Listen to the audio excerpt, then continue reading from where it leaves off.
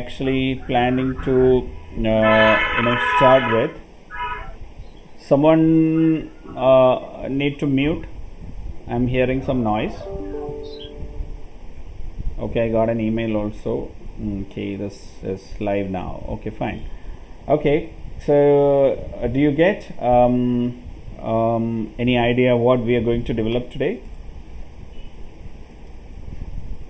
Anybody here? No response? No, sir. No. We're going to see a simple Java application. Yeah, it's a simple Java application. So what I planned is I'm thinking of bringing something like our coding challenge application. Say someone want to apply for the coding challenge in Java. So that is my plan, the coding challenge in Java. So if someone want to work on this. So now we will be developing an application.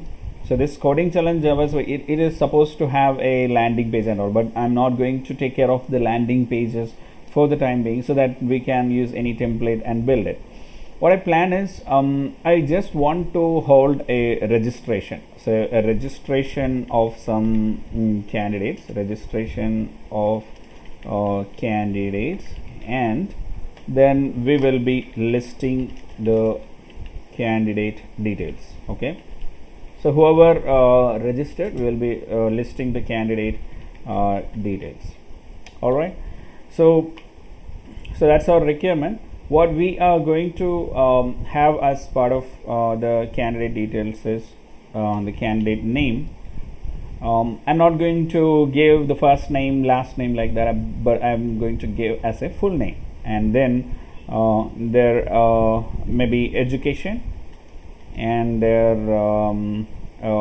place, and if they are studying in a college, then their college name, then their email ID, and then possibly we are going to have their mobile number. So let's make it as contact number. So this is enough. So let me just add one more field, like describe yourself. Okay, so these are the 1 2 3 4 5 6 7 fields, right? 7 fields. So these 7 fields we want to have in our database. So let's have this database part. Let's create the tables. I'm just going to create a new schema, and this create schema, I'm just going to write it like coding challenge. So that's my schema, and I'm going to choose UTF-8 and just apply. Done. My new schema got created. Double click on it, it will be getting selected, and I want to create a table. I'm just going to create a table with the, let's say it as applicants. Okay, so this is an applicants which will have an ID, which is going to be a int is enough, and it's a primary key, and what we are going to give is an auto increment, and here I need to have the name, leaving it as default varchar 45, and education place college name. Let's give education. So that's going to be a place name, right? Oh, it's a place and then college name, right? So it's a place, college name. So college name, let's give it to 100, and then I'm going to have the email ID and contact number. Email ID, contact number. So I use camel keys for this, and then this one also yeah, we can leave it as work here, it's okay.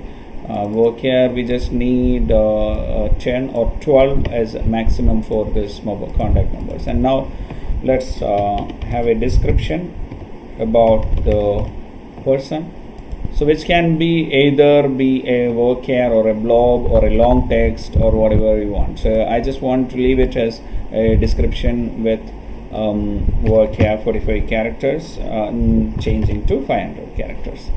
Okay, so now this is one primary key, and the name field should not be null, and email ID is mandatory, and the contact number, did I click on the right place? Okay, right. So the email ID and contact number is mandatory. Okay, and go ahead, apply and finish. Right, done. Now you can see my table got created here. You can see the table and the columns. You can see this tables and columns. Now let's close this. Let me close this as well. And it's going to be like I need to go back here. We have created a coding challenge project yesterday over here, right? Which we have practiced in this coding challenge code. So I just want to change this entire thing, this index, this CCJ JSP, using what I'm I want to build on. Okay, so to build something like a dashboard, I have actually taken this free theme which I was actually using earlier for some other projects as well. So this is a free theme, but it is you can download it from GitHub. This is admin LTE. It's admin Lite 2.4.0. So if you open this pages, not from here, you can open this index. You'll be seeing a lot of different options. You can see some good look and feel with the dashboard charts and all. Then you may be able to see something like tables, the data tables. You can list the tables data details like this, and then you can bring something like this. Okay, so this is what actually we have with this theme. This is a a heavy theme. It's said it's a heavy theme. Like a lot of inputs and plugins are available already for you, and you can utilize any of this theme facility. So now we have seen how we have created the HTML or JSP when we created the application. So we need to remove this. I'm removing this. The JSPs and index HTML which I have created, and I want to show you how I can bring this entire styles of this index HTML over here in this application. So how can bring that is, you can bring this index.html directly. You can copy this, bring it in the web content, go ahead and paste. Okay, so now the index.html have a lot of content. Okay, sorry, this is in code mix. I don't want to use the code mix. Let me go to the open with HTML editor. Okay, so you see this coding challenge. This has this data which is available now. Now let us try running the application, and let's see what it is going to display. Okay, let's go to the server, go to the dynamic hello world, remove this. I don't want to use this dynamic. Right click on the code challenge, go to run as run on server, choose the server, next coding challenge, and finish. Now it's going to start with the coding challenge, and it's going to show an index.html we have copied now, but it doesn't going to contain the CSS styles or the JavaScripts or the animations or whatever we have seen. I'm just copying the index.html and let's see what happens to this. Yes, the application is opening now. I prefer to open this in the Firefox browser. Let's go ahead and open this. See, what you are seeing here is, there is nothing much. There is a simple content flow. This is actually whatever you have typed in the content, that simple things are okay. No styles, no CSS attached to this. Now, how you can bring the styles and CSS with this application is, you have to literally check to the index.html, what does it contain. You open this in edit notepad++, you will see there are a lot of files which are actually imported, like using the link styles, style sheets, and some JavaScripts and images. All these are imported, okay? And you will be able to see that from the Bower components is one of the folder. You can see it is easy. Bower components is a folder, and dist is another folder. So most of the files you need is available in the Bower components and in the dist, and even your jQuery files, Bootstrap files, everything is available in these directories. So let's check that directories. Okay, these are the directories: dist, documentation, and even the plugins. The documentation, we don't need the pages, we don't need the plugins, and build is the files we actually need. So not the build, the Bower components and dist. So if we copy these two directories into our web content folder, the web content should be capable to serve these pages. Okay, let's copy this. It will take some time to finish. So once it finished, what does it going to happen? It is going to deploy or make the corresponding changes to the server. This is not a good practice that you copy the entire styles and files which you need to this particular application, because your application is going to be heavy. So you should use, what you actually need to do, you need to look into one by one the applications, and then you need to copy the the required files and then push it. Just hold a second. Okay.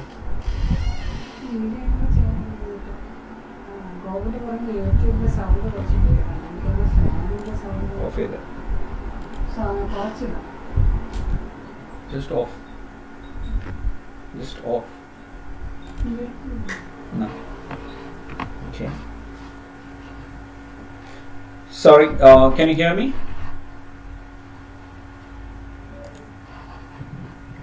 Yes, sir. Yes, sir. Oh, yes. Okay. Okay, I think I got disconnected from my microphone. I think this is much better right now, right?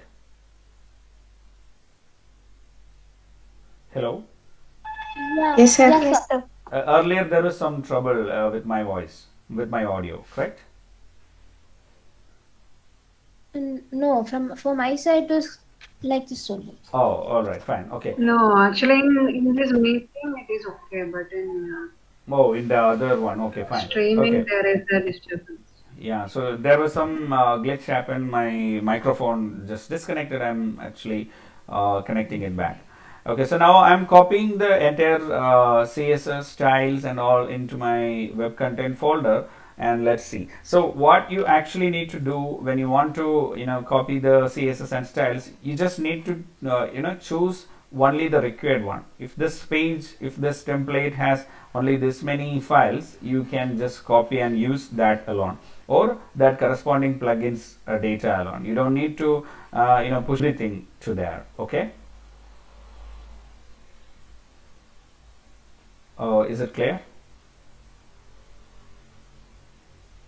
Yes, sir. Yes, sir. All right. So now let me just go back and refresh the page. It is still didn't copy the entire files. Let's wait.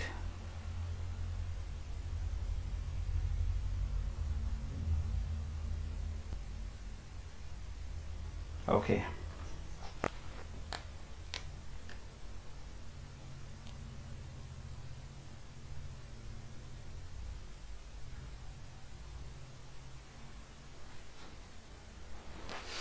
So now let's discuss the steps which we plan, or which I plan for how to develop this. So this is my requirement, as I said.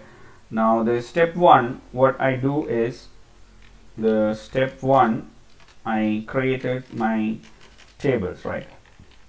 Create table to store the data. And in my step two, make simple form page and a static list page, which you actually work on something like the prototype, right? And step three,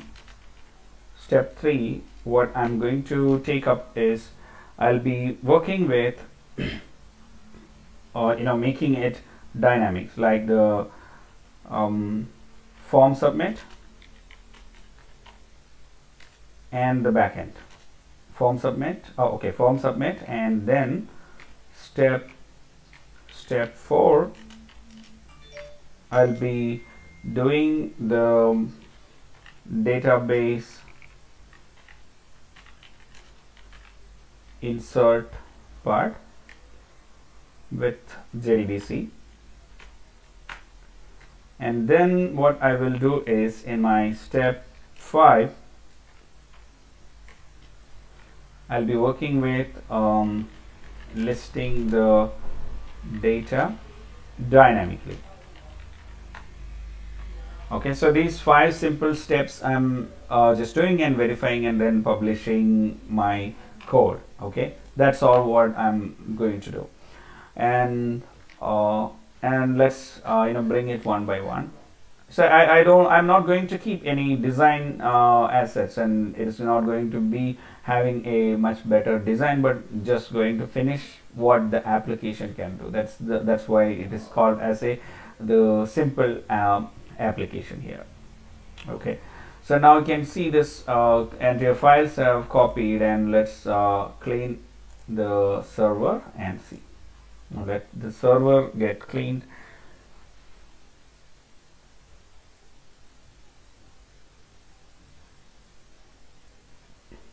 And let me go back and refresh. Still didn't come with the stylings. Oh, it still didn't publish.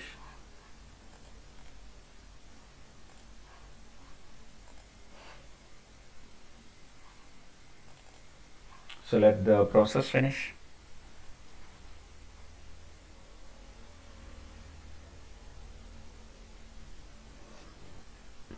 As there is multiple applications running right now in my machine, the process is a little bit slow.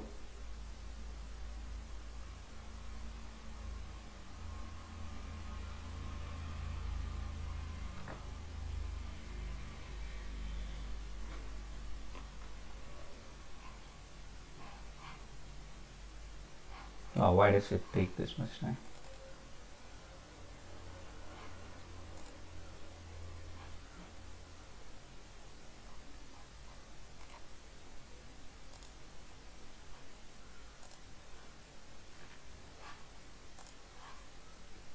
Okay, it started coming slowly. Some portion of the styles came now. Once it is completely published, then only we can see the entire style.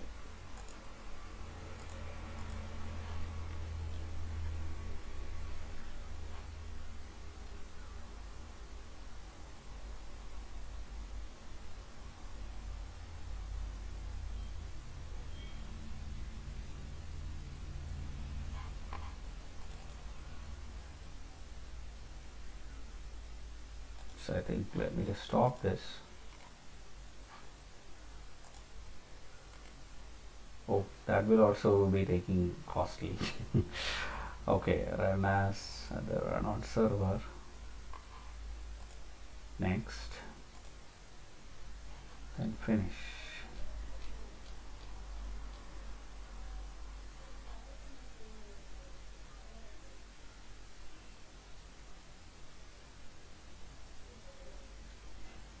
So that was a costly operation for me. So it took some time to publish, but I just wanted to try to stop this.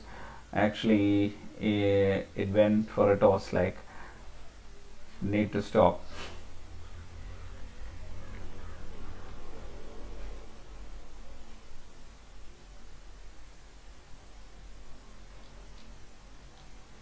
Let's see what happens.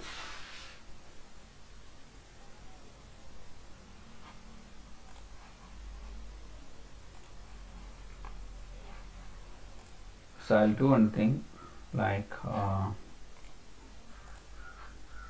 if it doesn't stop,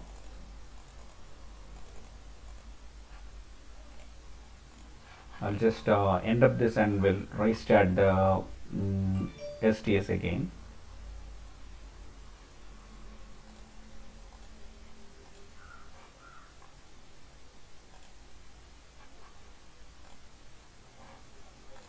Okay, so let me just open the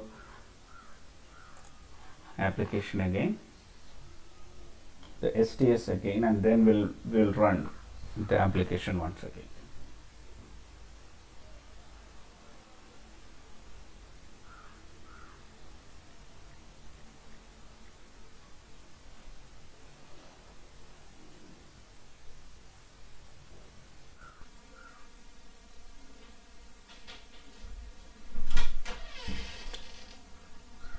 Yes, what is it?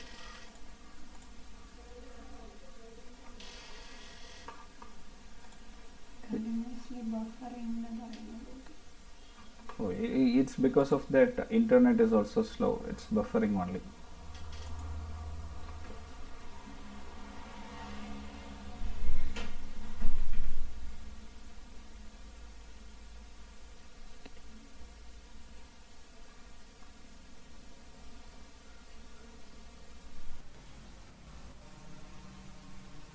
That's why it is called as a simple.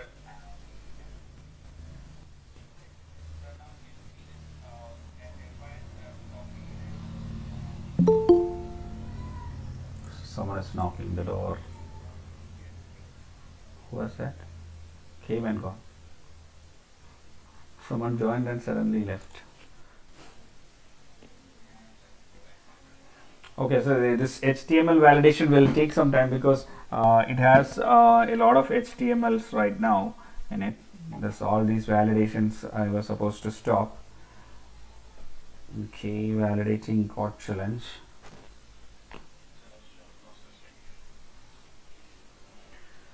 Okay.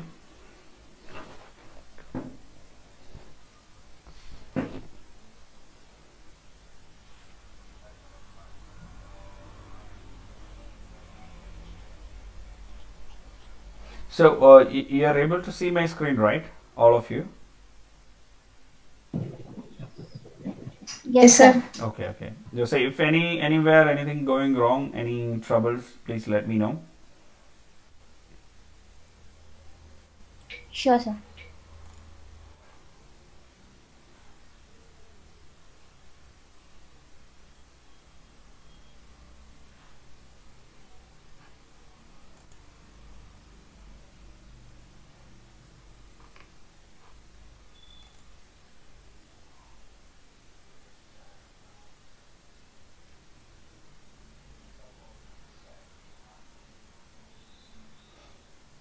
So anybody started watching the videos yesterday or started practicing the yesterday's code?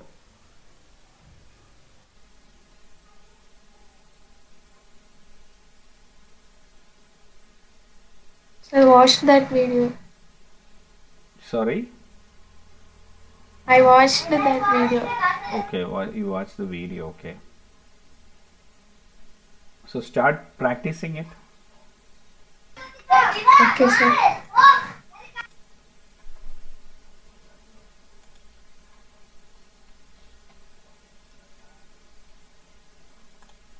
So let this validations to be finished. if I try to stop it, it is again going to give us some troubles.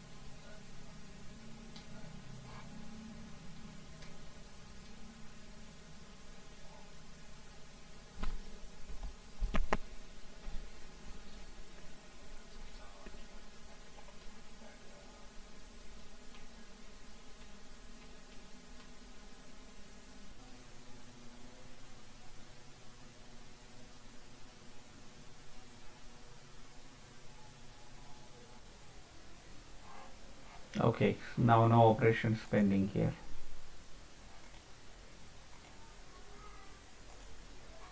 Clean this up. Let's start.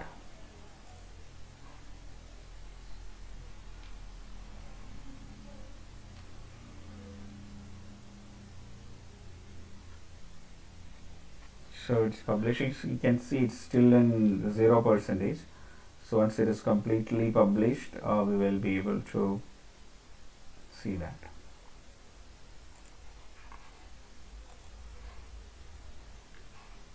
So you can see some more styles and all is coming, because as and when it is getting published, the data will start loading. As we have copied an entire dist and bower component, so this entire thing have to be. Is it better now? Is it better now? Sir. Yes, sir.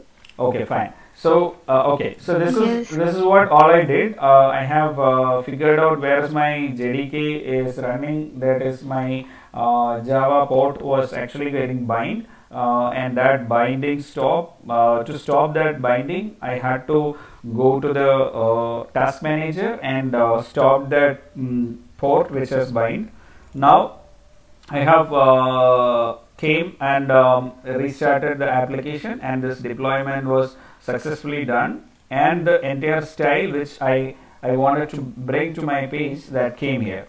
Okay, so this is just to make sure that you guys also have some styles in your application. So when you want to use that theme, it is possible that you will be able to work like this. You can bring your CSS, JavaScript all into this web content folder. This is not a good practice to move it here as well. So you can create something like new folder like assets, and inside that assets you can create the details. Okay, you need to create a new folder named something called assets or resources or sources, something like that. You can create a folder and add your entire CSS, JavaScript files, or any static image files you want to upload that need to be there. Now, did you see this is my localhost :7070 and coding challenge. This page has displayed over here, which has a full style of what we have seen in the static HTML pages. So that is how the static HTML styles I can bring to the dynamic one. Okay, so but this is not dynamic. Now I change this index.html to index.jsp. So now JSP file, which is actually working, not an index HTML.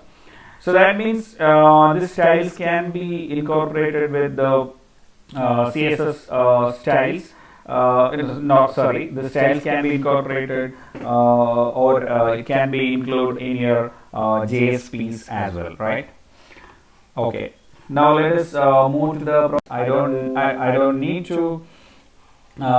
to mind about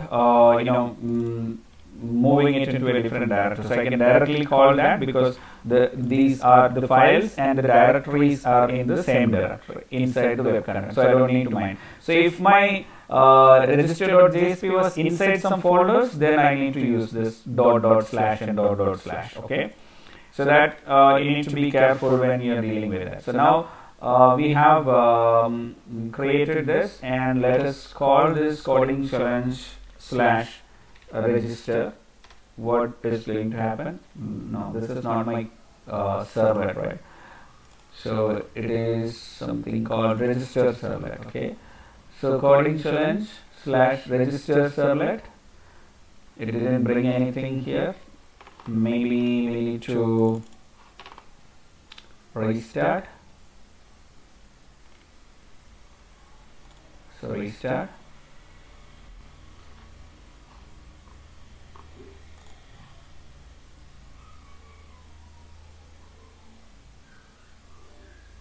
You can see that the admin LTE registration page has come here. So what we are going to make a change is we're going to change this title to coding challenge, and okay, that's the registration page is correct.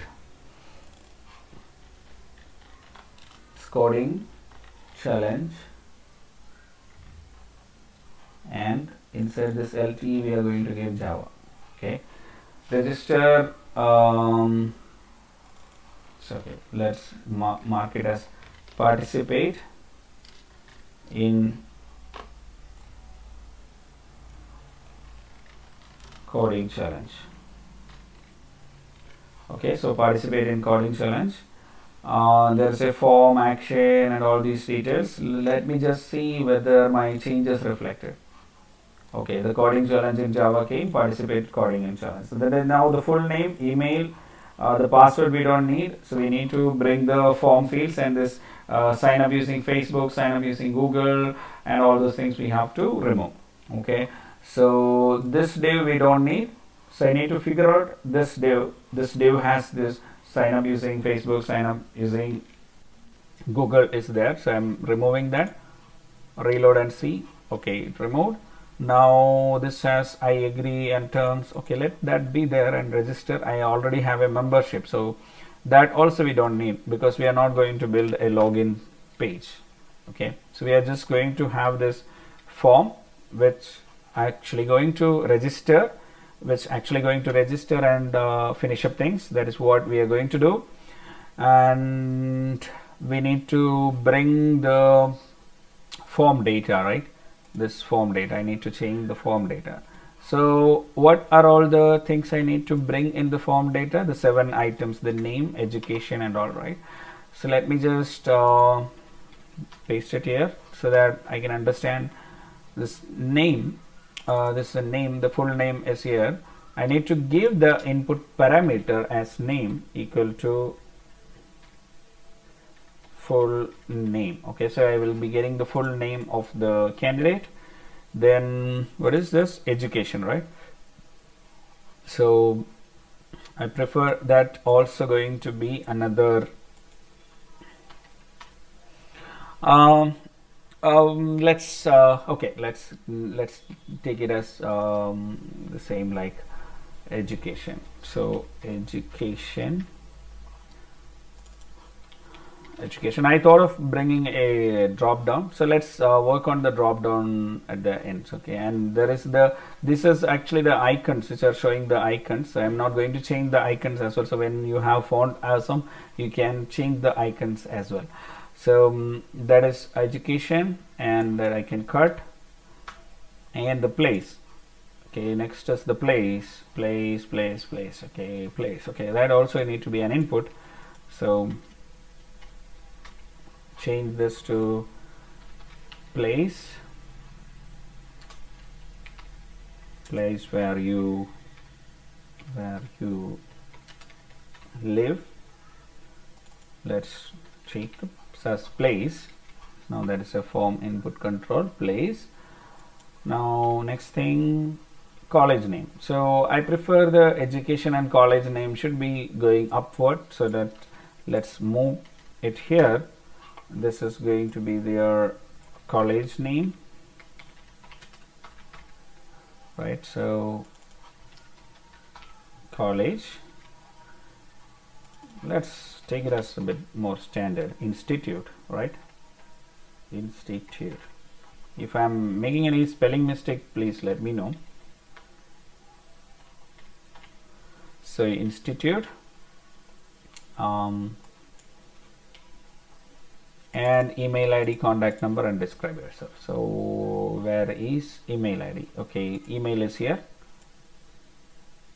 place where you live, and your email ID, and then what's the next thing? The password and retype password we don't need. Email ID is there, and a contact number and a describe yourself. So where I can have the contact number, here I will give this as something called telephone, and rename this as contact number.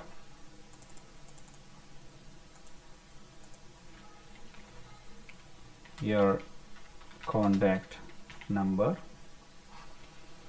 Okay, and this the one last thing, that is describe yourself. This need to be a text area.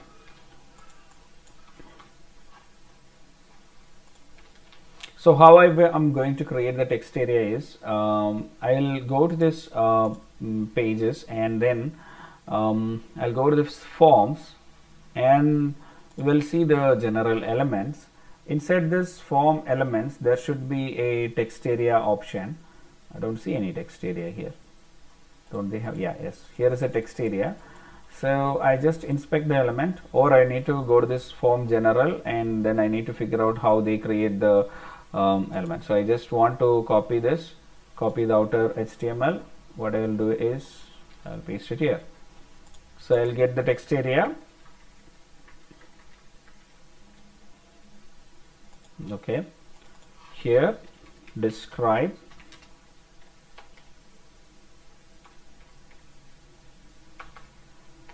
yourself.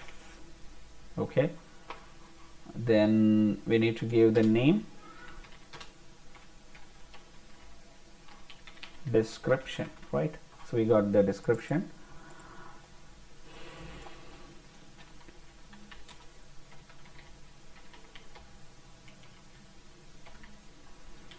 Okay, so brief yourself. Let's see whether it has come into the page. Okay, now we can full name, education, institute name, place name, where you live, institute, and all these things, and the register button. So when you submit, it is going to index.html. So it should not go to the index.html. Where should it go?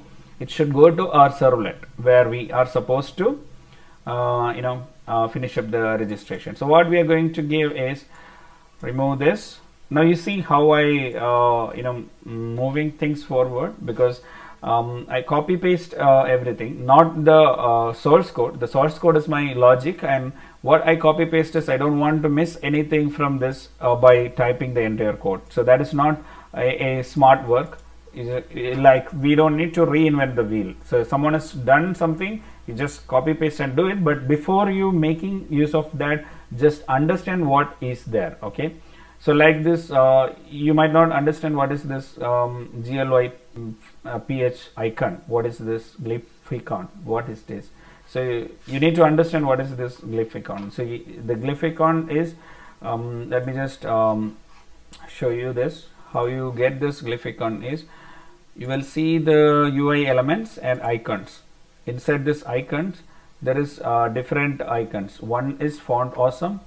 One is font awesome, and the second one is glyph icon. So the font awesome is this default one, you will see. But if you want to use some glyph icon, you can click on the glyph icon and you will see the glyph icon things. So both are two different plugins. I prefer always font awesome rather than glyph icons. I don't know, somehow I'm in love with the font awesome always. Okay, so now this is something like, say if I give this register servlet, what happens is this will be stopped and then it will be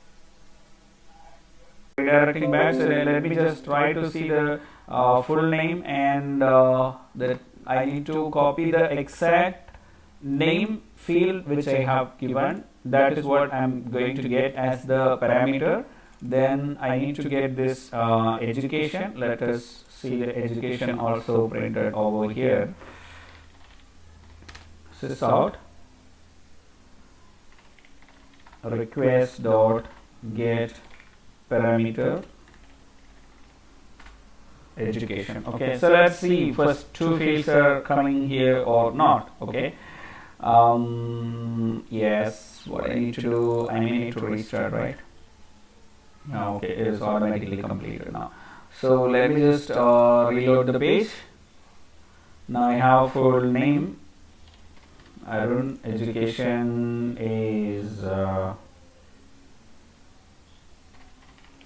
graduation, and let me just submit.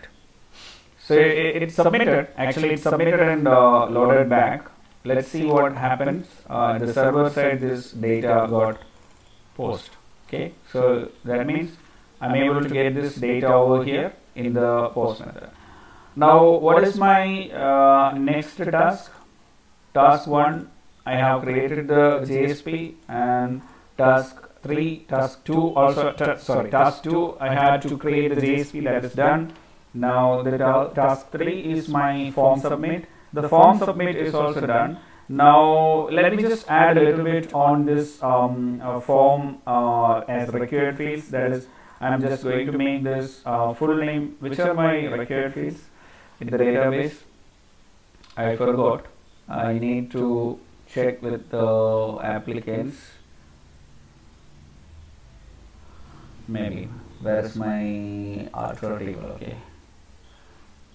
So the fields email ID, contact number is required, and name is required, right? So rest of the things are not mandatory. So name, email, and contact number. So as we are using the HTML file, what we can do is we can simply give something like required equal to required. Now, without filling this form data, you cannot proceed to the next page.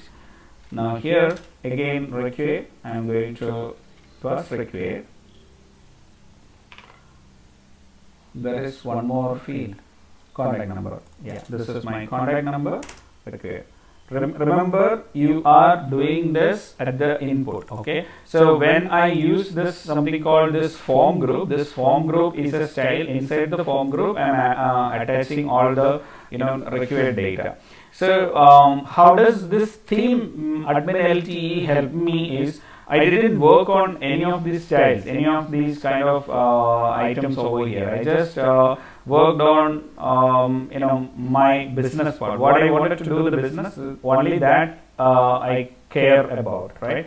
So I don't need to care about any additional things. Now, if I click on register, what happens is you get the validation that fill this out. Okay, but still, if you are even done your client side validation, and you are actually submitting, the people can do this way, right? This is not a hacking technique, but the people who know this development, they will be simply going here and edit as HTML and remove this,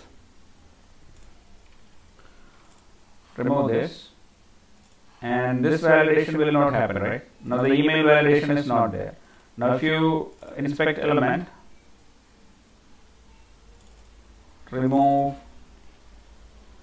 this required part as well, and you go to this place, inspect element,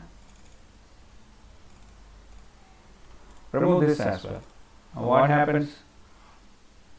Your form, even if you didn't fill the data, the form you submit, it is coming. It's submitted to the server side. So why that client side validation is giving your users a live lively feeling, but that is not a safe and secure mechanism. So you need to validate it at the back end as well. So how you validate? You need to get this parameter over here at the server side and need to explicitly check whether the parameter is okay, so not this file, in this, whether you need to get this whether you are getting this value or the value is null. So if the value is null, you are not supposed to submit the data into the server side. Okay, so now that 4 fields, we will let us check all those 4 fields, and if that fields are not null, then only we are going to have that what we call have that insert functionality into the database. Otherwise we will not insert this into the database. So now let's get back into the action, like take this all fields, bring it over here.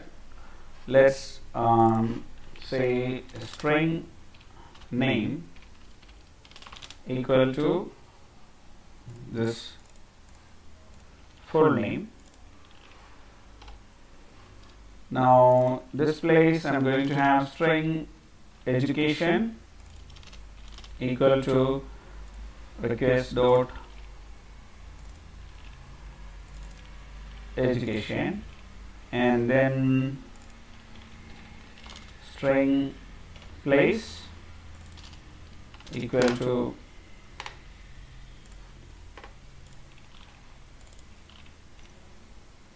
then here a string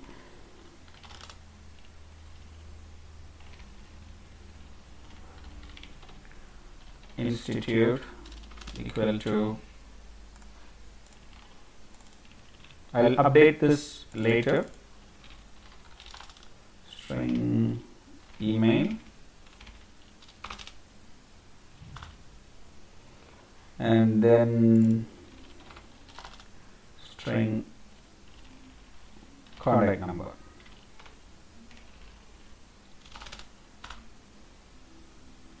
Okay, then again this is another string describe,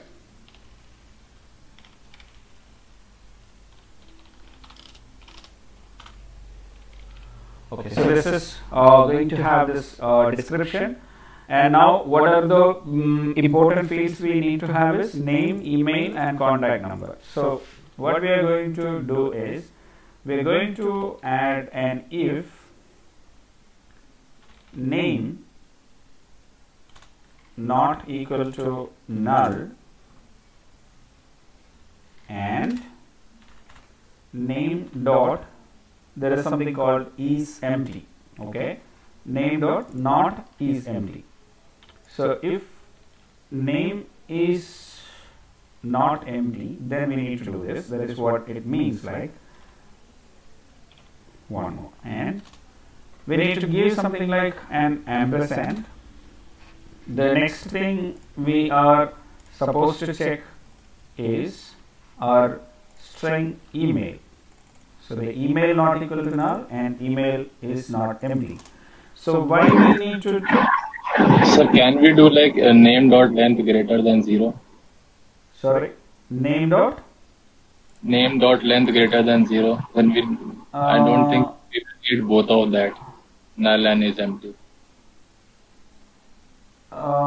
You mean a null, a name greater than name length, name dot length? Name dot length.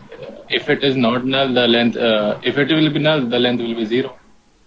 I will try that. I will try that. What I feel is, if you try that fields with a null one, because if I am not sending the data here, it may be hitting here as null one. Okay. So if it is a null and I am going to check with that, it may be throwing an exception. So let me just try what you said. So this is what you said, right? Name dot Length. length, right? This one length. So the name dot length, wait, let's see this, returns a length string. The length is equal to number, Unicode string, length of sequence character. So let me just print that length as well, so that I will be understanding. Okay. Okay.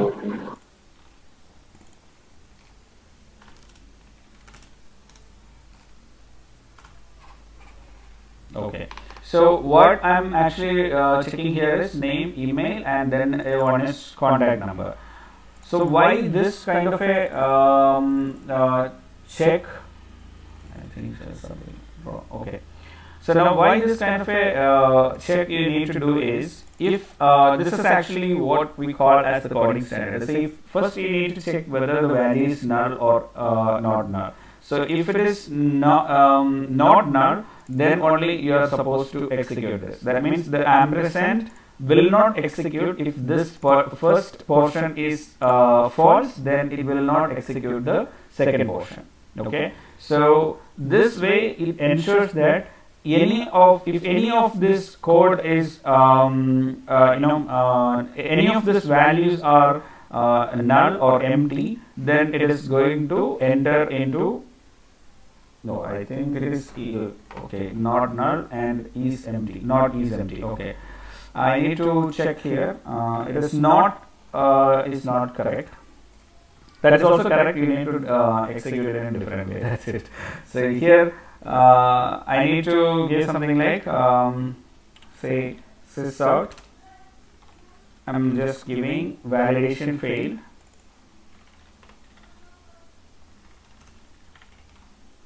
Okay, so validation failed, and I'm going to make this name as null, or the value I'm not going to pass. Let me see whether that length is going to throw an exception, or it is going to print something like 0. Okay, so I have never tried that. Means I usually used to work with validation frameworks. Oh, these fields we need.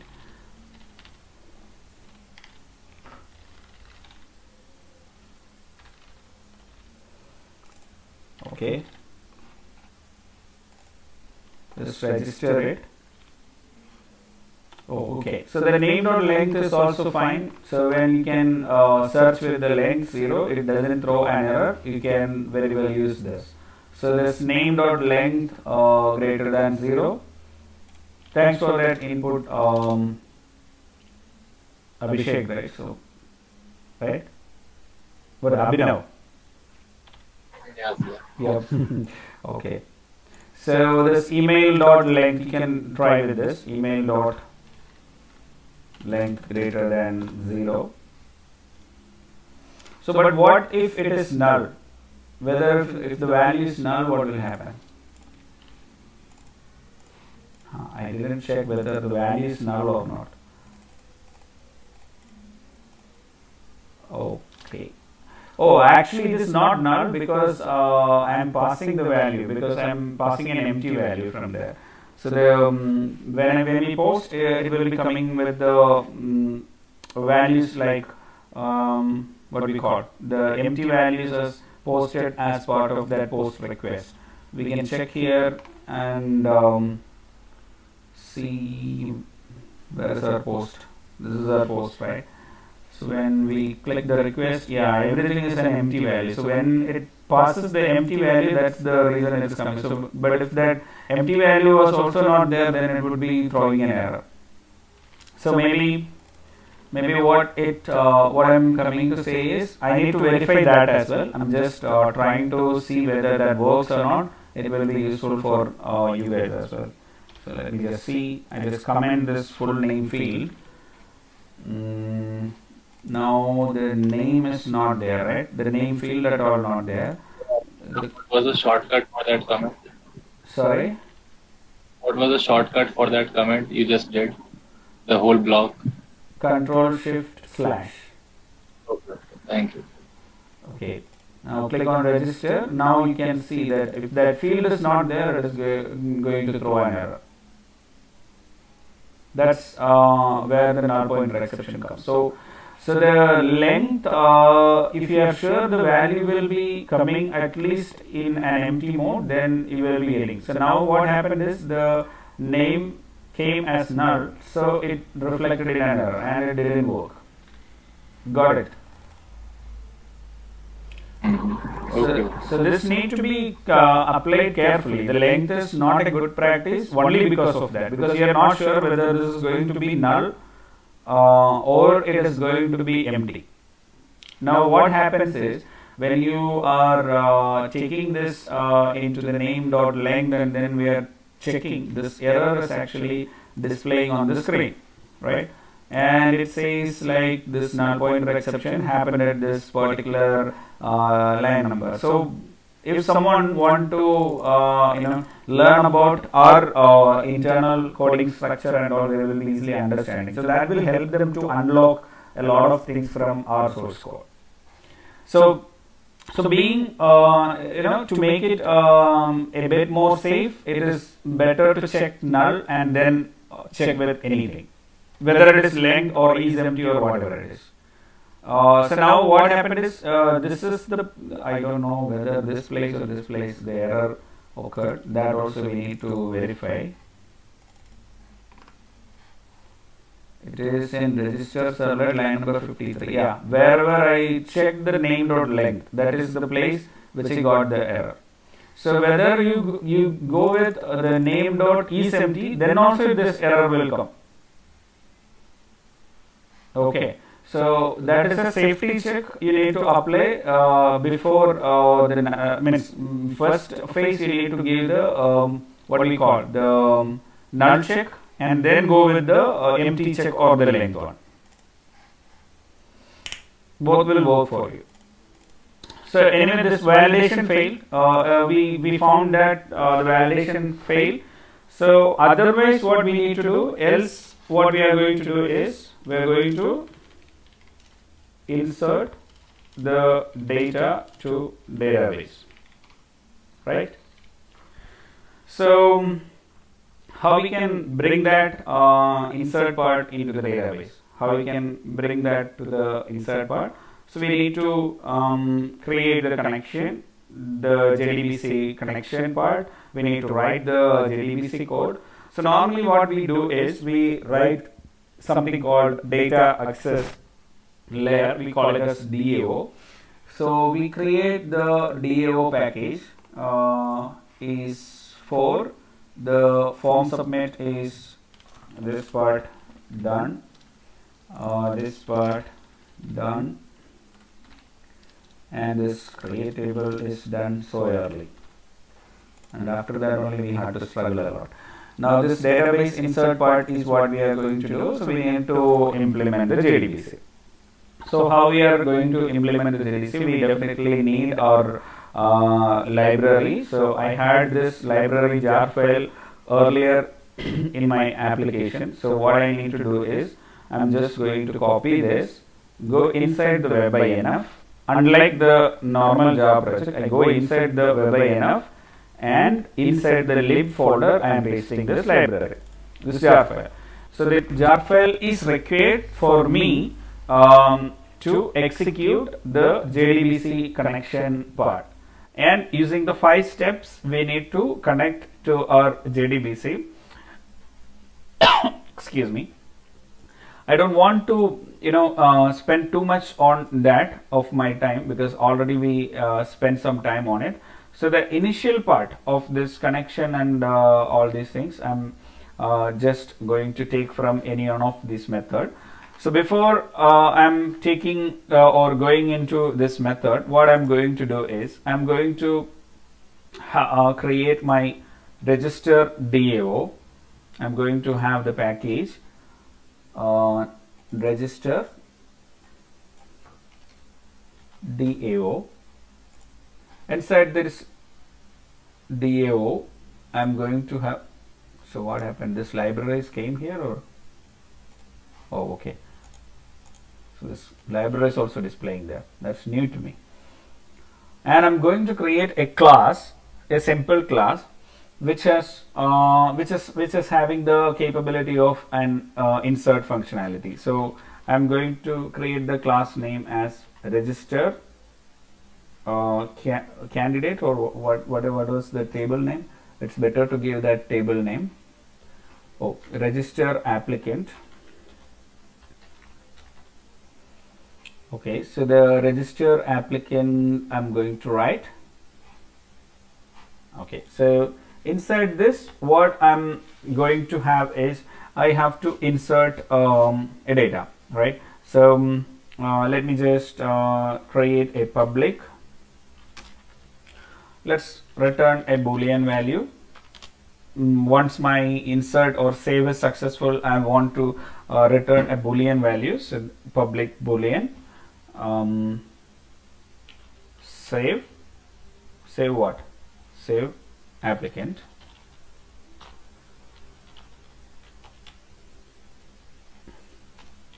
For the timing, I'm return false. Okay, return false. And then what I need to do is I need to go to this JDBC code and try catch. All right. Okay, bring this over here. What we are doing, first we are registering the driver, the MySQL JDBC driver we are registering. We are connecting to the port number using this URL. So the training DB is not the database which we are going to use. We are going to use this coding challenge DB. So let me just copy the coding challenge DB, coding underscore challenge, right?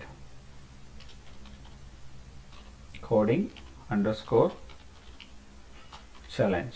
Okay, and username and password are same which I used earlier, and this is going to be an insert query. And as I said, we are not going to use this simple statement. We can use prepared statement. So why we need to use prepared statement? Anybody watch the video? I need to know why we need to use prepared statement.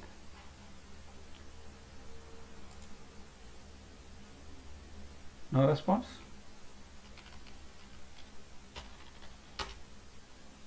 So connection.prepare statement, I need to give the SQL. No one is responding, so that means there is nothing. You haven't watched the JDBC tutorial. Is that true?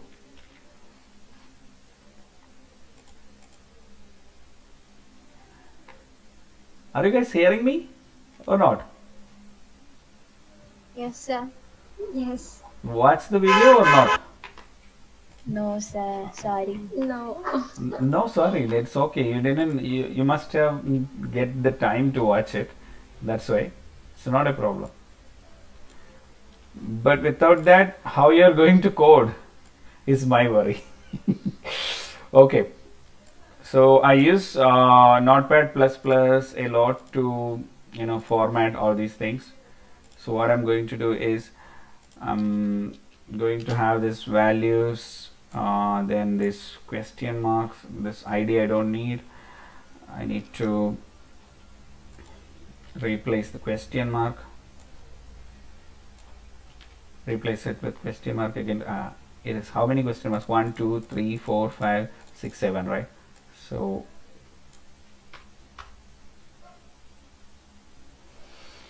what is that again?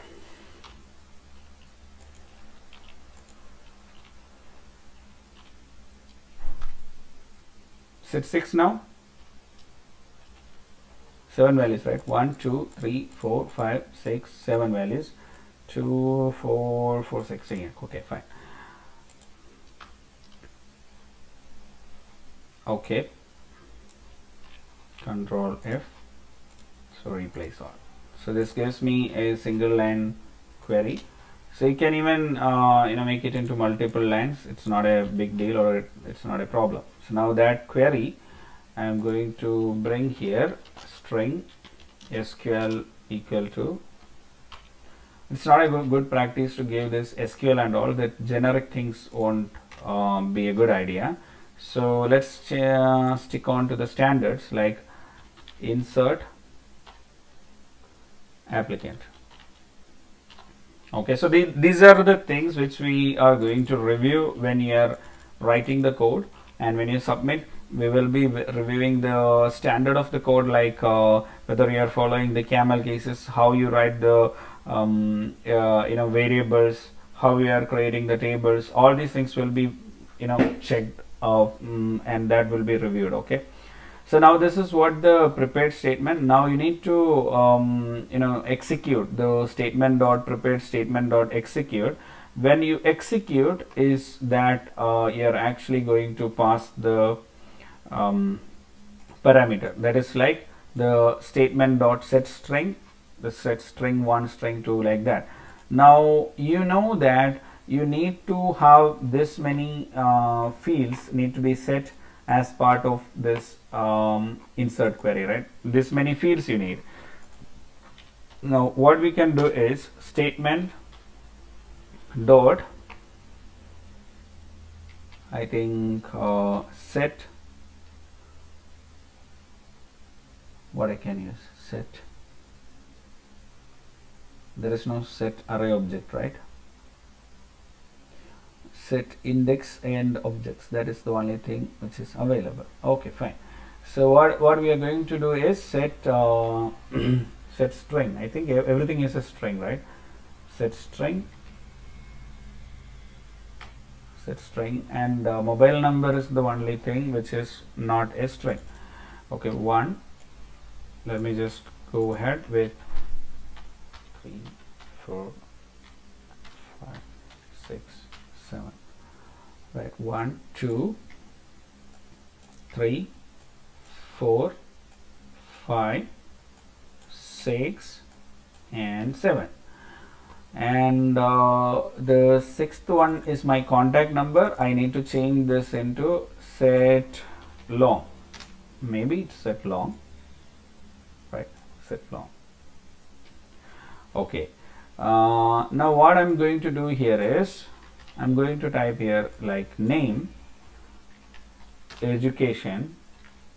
So these are the ways I do. I'll tell you why I'm doing this. You will not understand. I'm declaring, means I'm actually using the variables which are not created yet. So there's no variables like this, but I'm using this. See, email ID, this is my contact number, and here is my description. Okay. Now how can I get these values? Only from my register servlet. At this servlet I have these values. What will I do for that? What I can do is I can create all these values as parameters. Okay, I copy this entire thing, add here, simply add string, copy this string, control V, control V, control V, control V, and control V, and then last control V here. And this contact number is going to be a long one, right? Okay, so that will work. So now all these things are set. Now we need to execute the query. So the last one is statement dot execute query or statement dot execute. In our case, I believe it is statement dot execute, not the execute query. So the execute is going to give a boolean value. So let me just see the boolean inserted. Okay, out. So this was giving me always false. Maybe when it is inserting, it may be working. I am not sure about that. So I used to do this way. Whenever my statement is executed, after the execution, if any response happen which is actually greater than 1, the affected number of rows is more than 1, more than 0, then I believe that is data insert successful. Otherwise the data insert failed. Okay, and the connection close should not be used here. It should be closed somewhere called finally. So you know why we need to use this at the finally is because The connection is, I'll tell you. So when something like an exception happened, suppose if an exception occurred, in the in this place, in somewhere in this place, and this connection is still open, and the catch block will not be executed always, but the finally block will be executing always. So if the exception occurred at this line, the connection is still open, and that will be using the resources, and the other person, say maybe a 20 connections is allowed to a MySQL database. If in that case, once the 20 connections is opened and that is alive and that is not killed somehow, and the other person who is trying to access the same database at the same time, they will not be allowing, and that might not be working for them. Okay, so what is the preference over here is you have to you have to bring this connection close part at this finally block, and you obviously need to give a try catch there as well. So you can give a try catch. So if the connection is not null, then only you need to close this. That is also a thing. Like, so sorry, I don't want to check that. See, yeah, this will be caught again, and then if there is an exception happen, that will be caught again, and then it will be returned. It's not a problem. But if you want to have a safety check, if the connection is not null or not null, doesn't matter, then you want to execute, you write like this. Otherwise you give it as an if condition. Okay, now this is return false, and if everything is smooth here and it works fine, then we obviously going to have a return value. So we need to give a return value, say boolean successful equal to false, and we return the successful one here, and here we are going to change the successful to true. So once data inserted successfully, it is better to be here. Okay, so inside this if. So once the data inserted is successful, then this is going to work fine and perfect, right? So now that is our method. Now is there any possible way we can test this? We can test this, write a main method and execute this. We can test this. So I don't want to test it that way. I just want to go ahead and create an object of this register applicant inside my register servlet. Inside here, register applicant DAO, right, equal to new register applicant. So now you got the new register applicant, and dot, you will be having the save applicant. In this save applicant, what you will pass? You will pass this email ID. You need to change to email, right? Email. Where is the college name? Behalf of college name, you have to give institute. So this made my job a little bit easier. So I don't need to type each and every time. So it was actually helping me to finish things. So there is one error, that is because the contact number is string and I need to pass that as long. So this says that this is a long. So what is the preferred way to convert long is long dot value of. So this value of is what I use, and you can easily cast this to with a round bracket long, that will also be working, but I prefer to use this because of that code safety and the standardization. So that is what I do. Now if my validation is successful, then my code is going to execute, right? So now the validation is successful. So if the validation is successful, my code is going to execute, and this is going to call this method here, save applicant, and the save applicant is going to save the data into the database. Let's go for the magic. or let's try to see the magic. Now here there is no data, you don't see any data. Let's try to insert the first data over here. So register server, oh, I don't have the name, I need to enable that back. No one informed me that. Okay, so now reload this. Can you just stop? Now here what I'm going to give is Arun. Let me my full name. Okay, it should be graduate, institute, University of Kerala, place,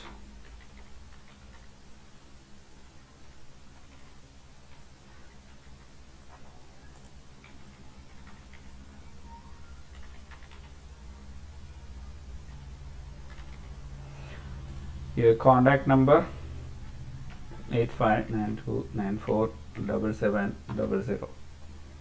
Okay,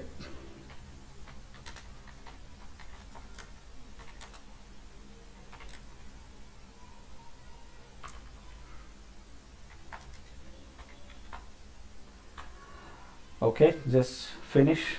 Got an error. Why I got an error? For input string graduate. Where did I get the error? Okay, got an exception here. Validation successful for input string graduate. Register servlet here. So why did I get the error for the input string graduate? Oh, so this was a big mistake which I did. I copied everything, but I forgot to change this. Everywhere it was education, so this education have to be changed to this place. That is my JSP. Go back. Institute name, the place where you live. This is place. Come back here. This one is the file, and this is place, and then this one is. Oh, here you don't have a name, email, as I forgot name, email. So the email I need to copy to the email part, which is the email. There's the email. And where is the institute? Where is my institute? Do we have the institute over here? I think it is at the top. Okay, so here is my institute. I need to give this as institute, then place, then the contact number. Are you guys understanding what I did the mistake there or not? Yes. Yes, sir. Yes, sir. Yes, sir. I'm happy to hear that, but I'm not sure about how you understand. We'll see when you develop the projects. Okay, No, you missed the name of the parameter. That is why that error. right, correct. So now I have replaced it, saved it. Let me see whether it is working or not. Okay, so now the email ID cannot be null. So email ID came as null somehow. So at this stage, what we will use? We will use our debugger tool. We don't know whether the email ID came or not, right? So we double click this and we change this into restart in debug mode. Okay, so that we will understand whether the save applicant, this part is coming with the expected data or not. This fifth one is email ID. That's true. 1 2 3 4 5. Okay, correct. Now I am going to resubmit the form again. I submitted the form. It asked me to switch my perspective. I went back to switch the perspective. My concentration should be on the request parameters. Request dot attributes. That's attributes. I don't want the attributes. Okay, so where is my parameter? This is the parameter map. This is the post data. It's too much. I don't want to look into that like that. So let me just proceed with F6. And what is the email value I got? Oh, it's null. Didn't I fill my emails? Let me You just. filled it. I filled it. Yes, you did. Then there must be something wrong. What is this? Something like screenshot. Sir, somewhere I saw that email ID, you missed an L in the Where? email. Where? Somewhere I saw that. Somewhere so that then it should be in the register. Yeah. No, it is there. Email is there. Then the JDBC email ID is there. No. JDBC is also having the email. At this place also. Sir, there In, there J- is email ID. Yeah, JDBC. in the JDBC, it's email ID. Email ID. You missed an L there in the string. No, but that's not a problem because I'm sending to this place only, right? And down also, sir, statement dot set string 5. Correct. That all. See, this value, this parameter I am using here, and this came from the SQL query which I copied from here because I have missed the name, email ID in this parameter. Okay. So that's not going to cause any issue because the database is already wrong with the wrong parameter. Oh, okay. So that is email ID. So that is not going to cause. The problem here is as part of the request, the email ID didn't receive over here. So okay, I got the problem because earlier when I created this form, because I was actually resubmitting the form which I submitted already. I didn't create it as new.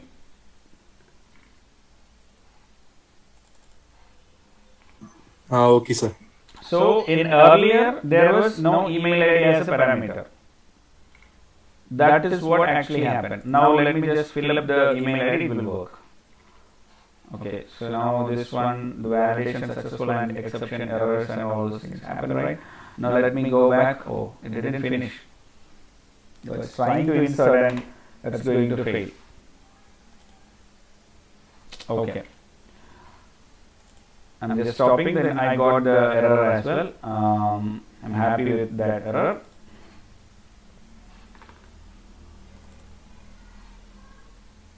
Go back.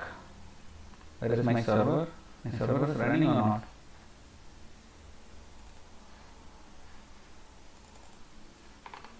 Okay, my server is not running now. So I need to start it again. That red error.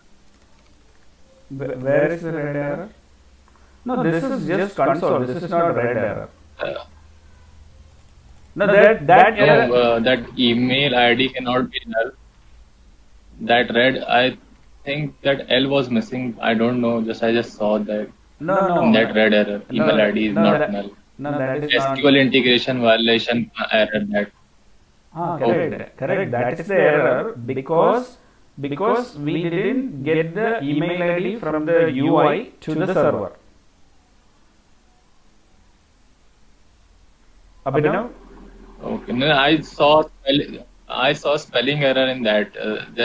That is why I'm just pointing. See, I don't know. It is just because of that or not. Yeah, I will tell you. I think you are late. Already Vishnu has mentioned that.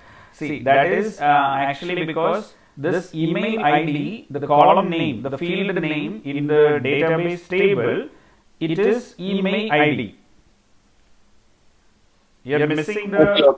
Okay, I got it. You are missing here. So it is not the problem. That is not the problem. The field name is email ID. Otherwise, when I write the code itself, it will be showing the compilation error. Now let us try. Okay, let me just give it my full name and graduate. And I'm going to have the institute name University of Kerala. That's Thiruvananthapuram. Oh, that is ask@neonics.com. Where is my mail? So neonics.com. The contact number is 85929477700. Okay. Yes, it works. Alright, register. Now there is no exception. No exception. No exception happened. So you can see the validation successful, data insert successful. Now let's go back to the database and refresh. You will see that data, right? Okay. Yeah, yes, sir. So, Okay. Good. Then now let us have one more validation. So before we insert this data, we need to check whether the data is already present. Say for this mobile number or this email ID, whether this data is already present. If that is the case, we are going to give a what we call we are going to give a message that this user is already existing. Okay. Now I can give one more thing here. Request dot set attribute. So validation. Sorry. Okay. Validation failed. Let's give it as true. Okay. Okay, that's fine. Then this part, this method is going to return us a true or false, right? Let me just remove this. So if this is returning true inside this method, you mark it. If it is returning true, request dot set attribute. What I'm going to do is success equal to true. Else request dot get attribute failure equal to true. Okay. So now these are the values which we are going to play with the UI part. And at this place also we can give as failure equal to true, right? So this place also it's a failure equal to true. Okay. So now let's see how this is going to reflect back. Validation successful and success equal to true. Okay. Now this value we need to take back because it is coming to the register.jsp. Now let us go ahead here and try to participate in coding challenge, and after that let's make a div class equal to alert, say alert success. So I'm just making it as alert success and just trying to do something. Okay. I'm not sure whether it is going to work or not, but still I'm trying to do that with the value, because I'm going to pass this value from here to here and then it need to come there. I'm just going to take the success value into the JSP. So what is this success going to print? And this one, this failure. Let's see. Okay, so this failure.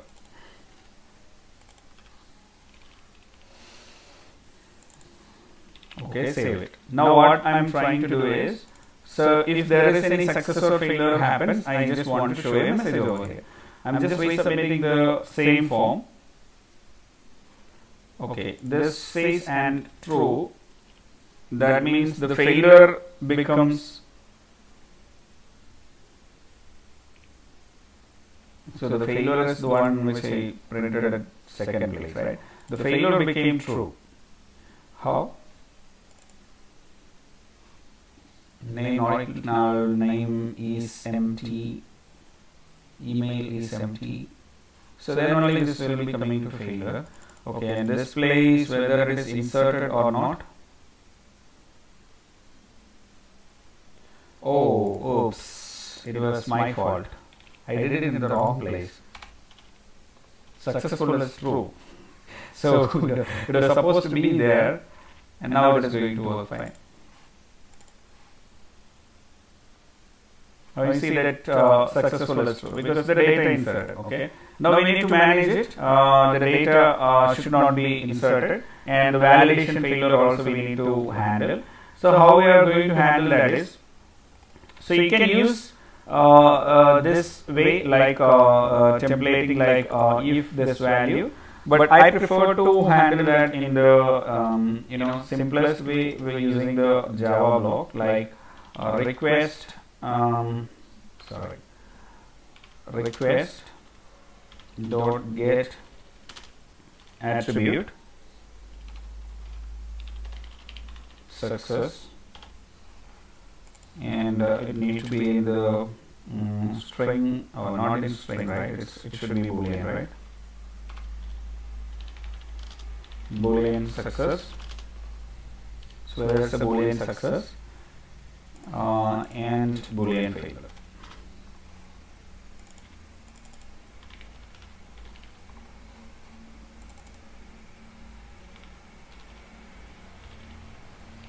So let me just check whether I'm passing the same for success and failure. Okay, success and failure. Right. Now that is the case. Now I need to check if success, then sorry, you have to do it here. You have to comment it, go here, cut this, paste it here.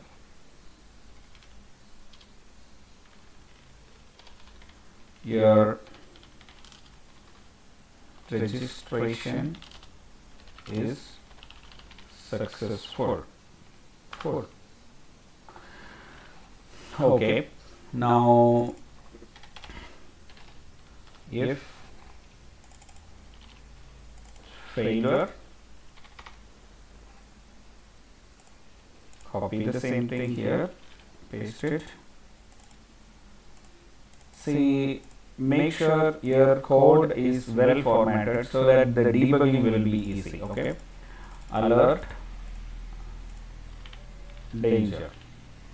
So all these alert, success alert, danger and all comes from Bootstrap.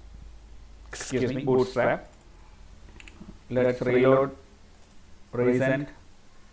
Okay, I got the error because these values are not converted. Maybe boolean. This may be giving you the error. So you can check the error. It is actually cannot convert object to boolean. So you may need to give a casting there. So the casting is done. It should work fine now is what I am expecting. Let me just see. Okay. Now what happened is your registration successful, and there is a null pointer exception. That means this values are coming as null. So if failure not equal to null and failure. Okay, and the same way we need to give this to the success also.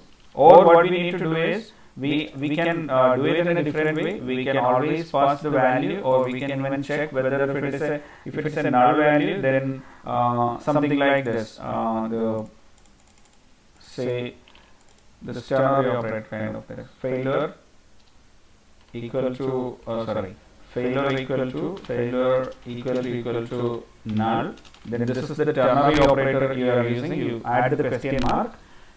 So that means if this condition is true, then this value will be added. So this is going to be false. Okay. if this condition is false, then this is going to bring this true. Now if the failure doesn't have any value, you are going to assign failure to false, and if you are going to have if you are going to anyway, if it is not null, you don't need to change any value, right? So whatever the value, assign that same value to that. Now let's come back. Success also, let's do the same way. Success, whatever the success comes in, right? Now you don't need to check this null pointer exception, null pointer, because we are sure if that is a null value, we will be assigning the failure or success to that, so it won't throw any null pointer exception anymore. Now you reload, your registration is successful. We can see, I think, at least 6 records as inserted in the same data.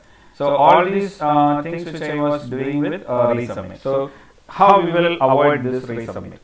How we are going to avoid this resubmit or any validation failure? Now let's try to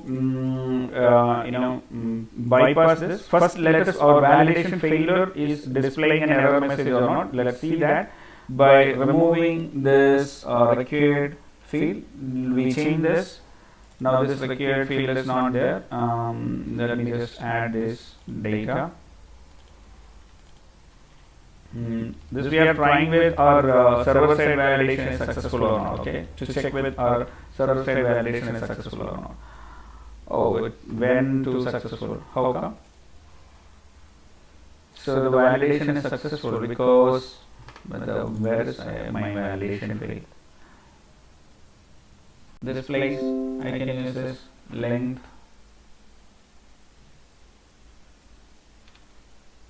less than or equal to 0, right? So this place I can use this.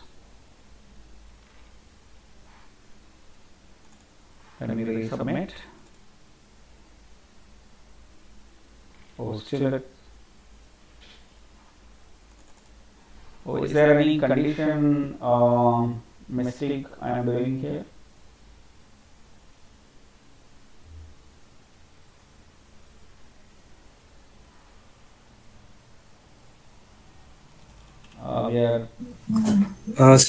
The email is not empty, right?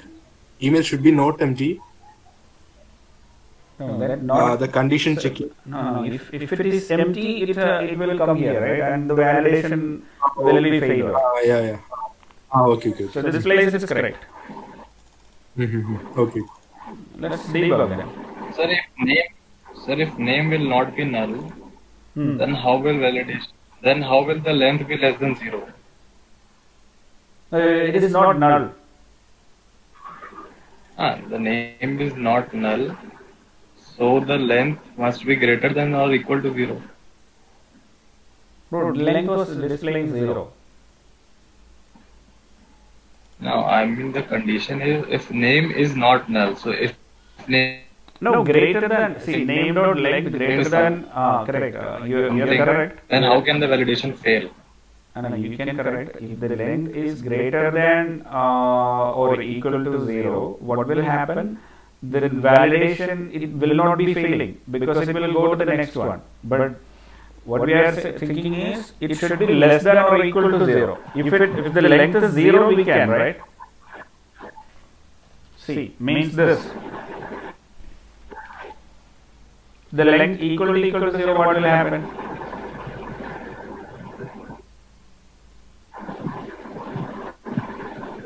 Let's see this. By debugging itself, we can see. I'll show you some more shortcut keys, what I do and how you can make use of this shortcut keys. So this is the place I have given this. Now given the F8, I clicked on the F8. Now let us see what is the name. So the name is empty, and you go ahead to Control-Shift-I. The name dot length equal to 0. That name dot length is 0. And what will this give? Control-Shift-I. It is giving true. Right. No, name not equal to null, and it should give true. Okay, I got it. The mistake is not with this. See, this will be true, but all this will fail, right? So this is giving false, and this is giving false. So we should not use ampersand here. We should use pipe symbols. It is or. Any one of these failure, we should come inside. We should get inside if any one of the failure happen, right? Now some other error happened. What is that error? Let me just reload and see.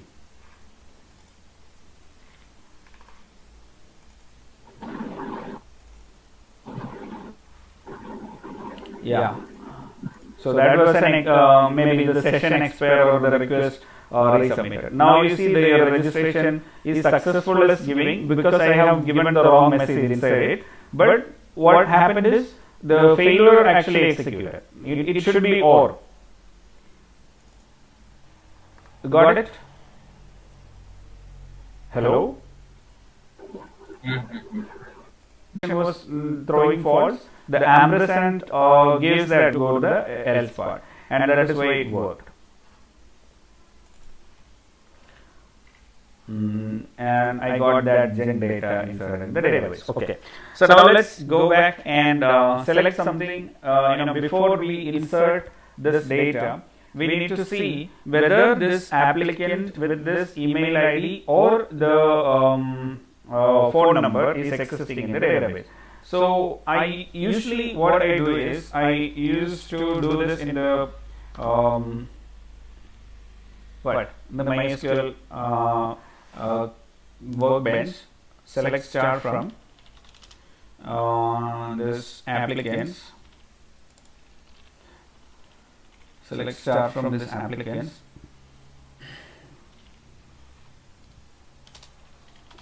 I use the where clause, where email ID equal to, it should not be email ID, right? It should be email ID at neonix.com, or here also we need to use or contact number equal to 8592947700.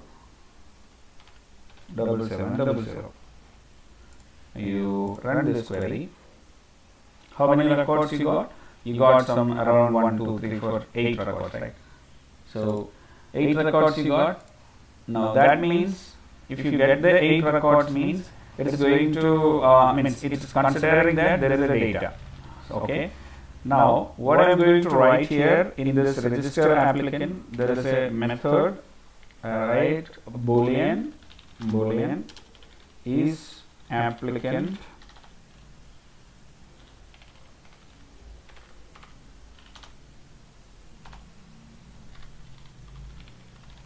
registered. Okay, so now it's checking with the applicant is registered. String select applicant by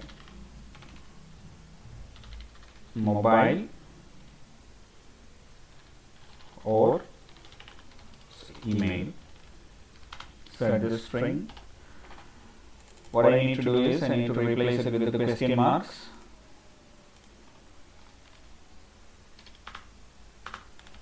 So 2 parameters. Anything. Register applicant. And I'm going to write this finally. I don't want to leave that to the end. I'm going to choose that finally. And this connection null. This SQL query I need to give in the prepared statement over here. Who's joining now? Should I say? Oh, this is stuck. Is he there or not? I don't know. I tried to accept. It's not allowing. Sir, I am switching my mobile to laptop. Say I'm unable to admit you. I am here.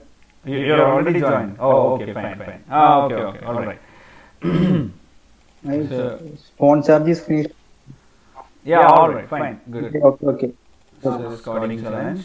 Bring this coding challenge over here. This SQL query I used here. The first one is email ID. So the set string email, and that contact number is long. Then I need to give something like set long. The second one is contact number,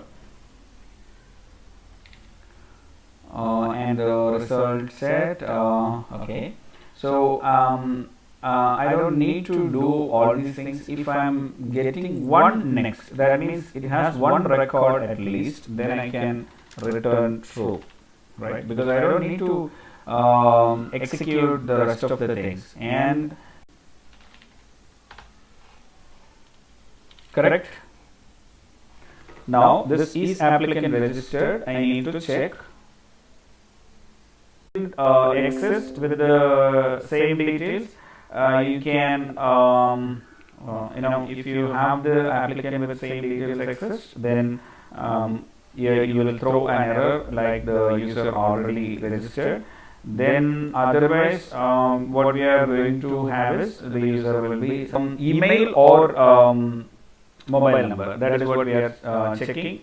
Now we have this one more parameter called already registered. So what we are going to do is we are going to register something like boolean already registered equal to this way. We're going to copy this, paste this, right? If already registered is equal to null, then it is false, then colon. Okay, so once you got this, in track, you will be faster enough to do all these things, right? Now you copy this. I'm going here at the end. If already registered, then what I'm going to do? I'm going to display it in a warning. Okay, I don't want to display it in a different thing. So behalf of danger, I'm going to do it in a warning. So now this warning, let me just try to insert the same data which I tried earlier. Oh, okay, this will not throw that error. This will be throwing some other error. And my server is also running. I stopped it. I forgot to start. Where is my server? Start. I'm not debugging it because if there is any issue, then only I will be trying to debug it. So right now I'm not planning for a debug. I'm just planning to submit it. Let's see, I got an error at line number register JSP select token already registered. Okay, I was a bit overconfident. Okay, so if the registration already exists, then I'll be getting this message only. Now let's check the database whether this is inserted. No, right? There is only one record. Only 8 records, which is already available. This record, how many times you submit, it is not going to submit. Okay. 2 minutes break and then working on list. Is that okay? For your patience.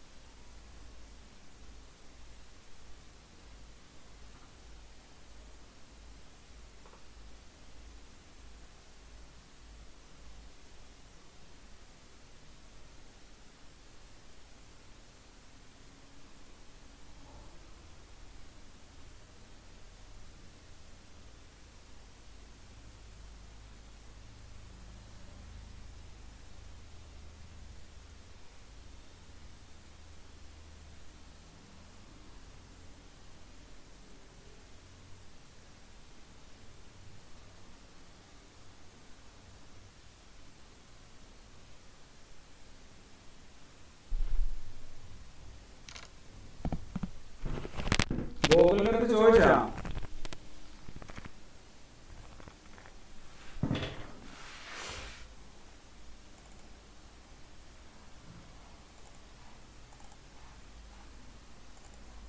hello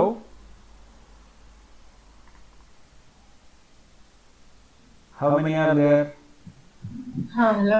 everyone is there Hello, sir. okay fine so I'm going to Hi, sir. continue hi Sir, I'm here. Yeah. hi okay I know you guys will be there okay so the next thing is let's list all these registrations into a page. Before that I just want to remove all these data, the duplicate data. I just hit on delete, just click on apply and then apply this and finish. So I'll be seeing only one record. Okay, so before that again we need to check with the admin LT wherever your theme template, whichever your theme template is, that you need to just check with the template. So there will be simple tables. So these are something simple tables which is available, and there is something called data tables as well, which has more like this sorting order. There's so many features are there. You can even make some download PDF files. So that kind of it's up to you which one you want to use. I just means I'm not means this theme has already a built-in data table. Data table is a original library, so you can search in Google like data tables. It is called data tables. It's actually a jQuery based, but nowadays I think they have other plugins as well, a jQuery based plugin. So if you go to this data tables, you will see this kind of beautiful designed tables. You can, so this is something like a responsive one. So you can also make this, and the paginations and all these will come as default. So first let us make a simple table, and then we will try a data table part. Okay. So now here comes our this applicant. So we need to have this all these applicants to add it to a list of object data, and then that object we will be sending to JSP, and that JSP we will be listing. Okay. Now let's take this first. Let us create that JSP. Simply let's view that JSP and see how we can make it beautiful. So JSP. I think it's better I use this theme template. Let me just go ahead and take from the pages, forms, calendar, charts, tables. So the simple table one, I'm going to take the simple table one.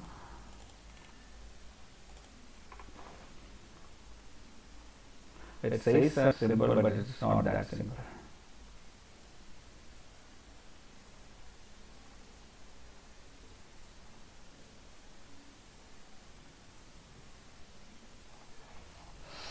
I need to remove a lot of things from this. So what I prefer is I will go to the examples, lock screen 400 blank. Okay, so copy the blank.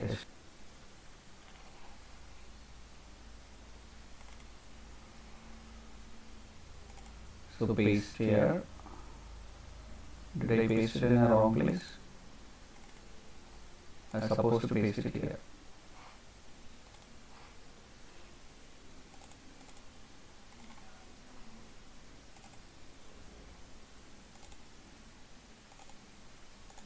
It's not allowing me to copy.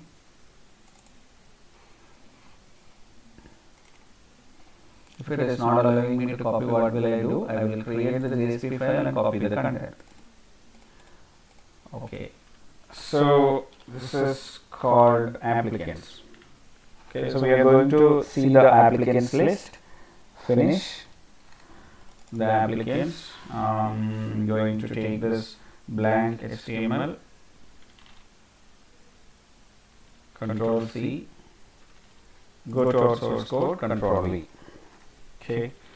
Save it. All these double dot slash I need to remove. So replace all.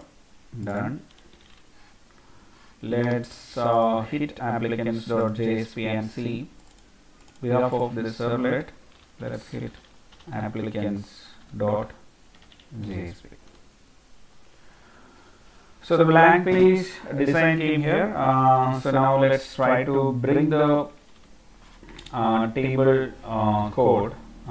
See where I can find the table. Pages. Go inside the tables. Simple one. Edit.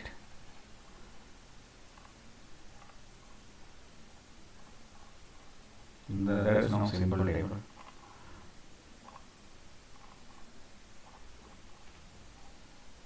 There is no table at all. Here I got one table content. What I feel like is I'll simply go to W3 Schools and take or even Bootstrap table. Bootstrap table. So you will get the responsive Bootstrap table that itself coming with the W3 Schools. So we are going to get that. Okay, there are a lot of different ways to make this. Something like script and bordered, without border, many things you can do.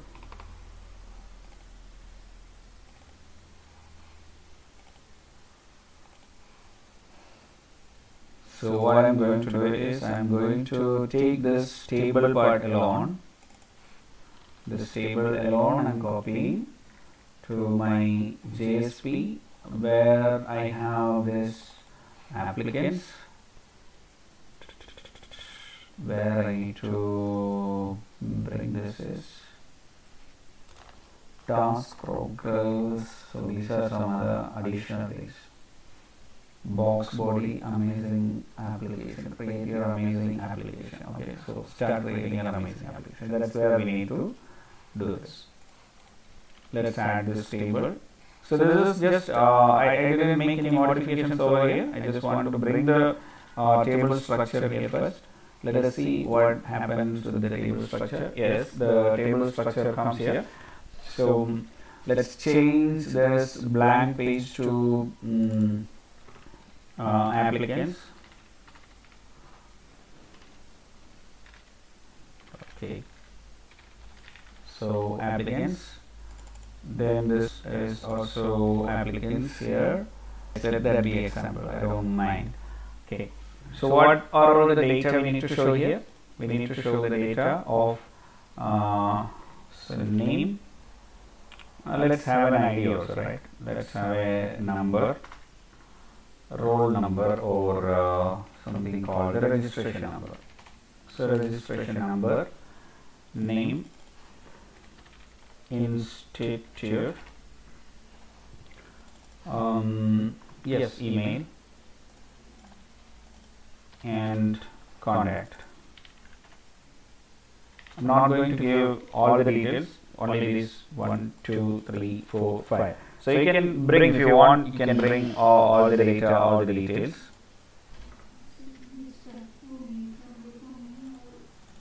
So are you able to see my screen?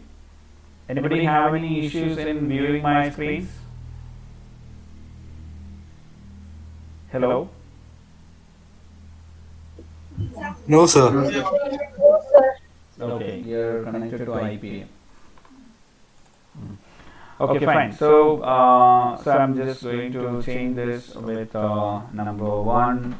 Then this Doge, an example, institute. What is it? Institute. So KSIT. Then say email. Okay. Let it be the email, and there will be the number. Okay, so I will replace it. All the details I will be replacing it. So reload. So I got this display. Now what I am going to do is I need to bring the dynamic data and print it over here. So other changes, the upper one, applicants page, blank page, they have changed now. Oh, here also I need to change to applicants. Okay, so it all starts here. Okay, let's see, it all starts here. So this is a dashboard window where I want to bring all the data. Now, I don't want to access this applicant's JSP directly because I want to hit something like applicant servlet. So obviously what I'm going to create is I'm going to create a new servlet inside the registration because it is going to be fetched from the registration part itself. So I'm going to create a servlet.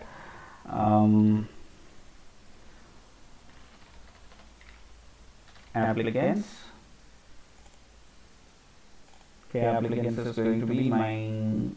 I prefer this URL mappings need to be changed. Okay, fine. It's okay. And I don't want to have do post over here in the applications because I don't have any additional operations over here. I just want to have this do get, and I need to get the data, right? So I need to get the data and I need to go with the database. So the DAO layer, I have the DAO part, which I have is this application is registered and this method is there. The same way I'm going to have a list of map, maybe list of map is what I'm going to return. If you haven't watched collection framework, you will not understand this.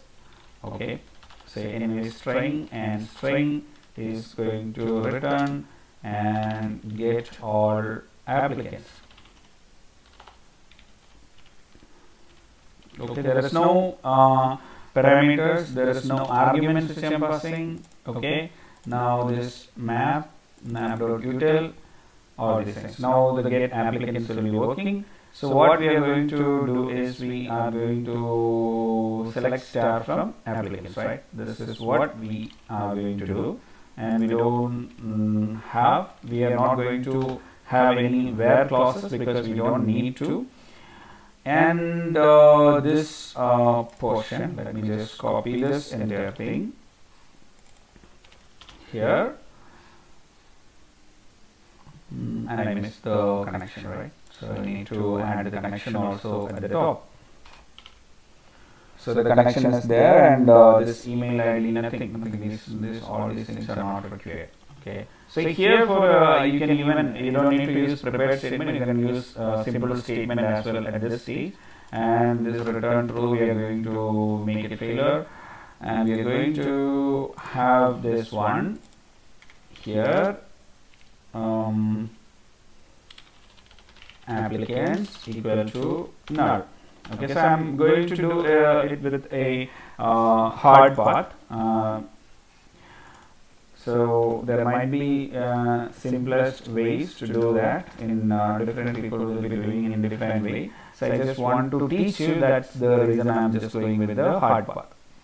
That means for each row I will be creating a map with key ID, key name, key education, key place, key college name, email ID, and contact number and description. That is what I am going to do. When I iterate over each result set, each row will be coming into the result set, and each row data I will be able to iterate. So that is what I can do. Okay. Now what I will do is, when I iterate, I get all the data just like this in the JDBC tutorial. As you see, just like this you will be getting. You use the field names, you will be able to get this values, like the get string ID, get string name. If you give the get string ID, the current row's ID will be coming. If you give something like name, current row's name will be coming, and then education. Basically everything what you want, it is going to print. Okay. Now let's try to see whether it is printing properly or not. For that, let us try to call from this applicants Java to something like we need some more operations, right? Oh, sorry.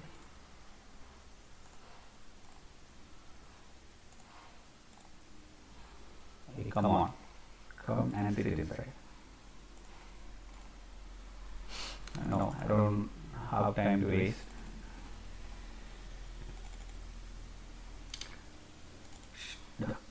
Okay. So now this is the register servlet where I have this dispatcher. I am going to copy this dispatcher. I am going to use this in the dogget over here. So behalf of this register JSP, I have to bring it into the applicants.jsp, right? So now this, if I call this, it is going to bring me the applicants.jsp. I think there is some mistake happened. Okay, now this is correct. Now what happens is, this applicants is what I need to bring over. I will not call applicants JSP directly, so applicants is bringing me that.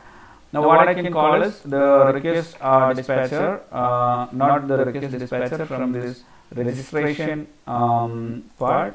I need to make this as public, and I need to create the object of this register applicant. So I feel like I need to rename it like applicant DAO, because it creates it brings a lot of problem to me, like DAO. So this is going to reflect in all the places. If you now wherever this DAO has called, it should update in all the places. You can see this, right?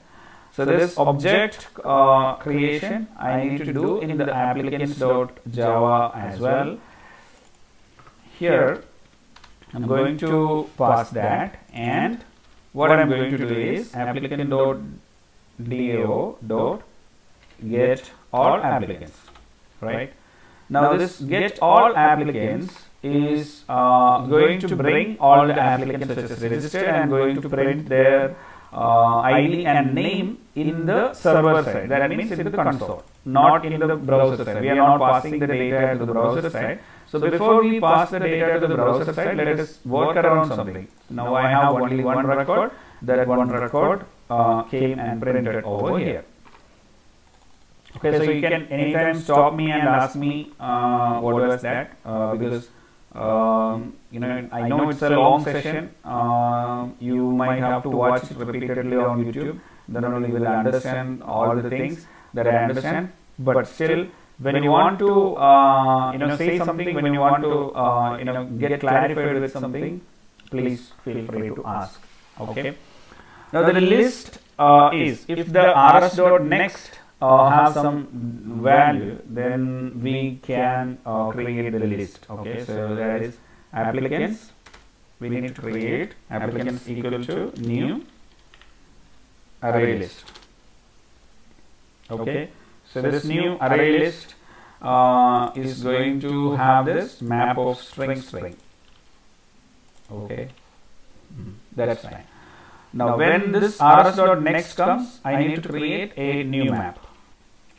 How? Okay, sorry, went to somewhere. Need to create a new map.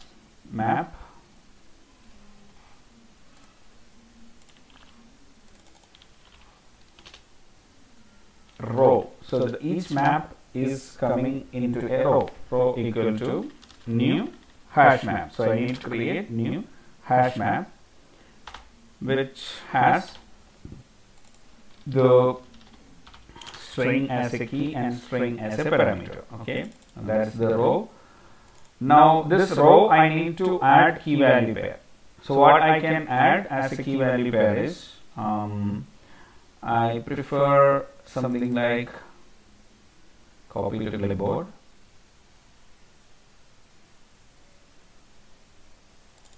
name short. Okay, let me just call this name short. Okay, sorry.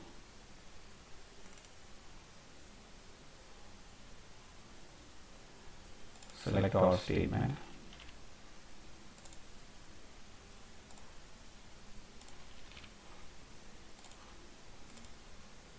So replace all.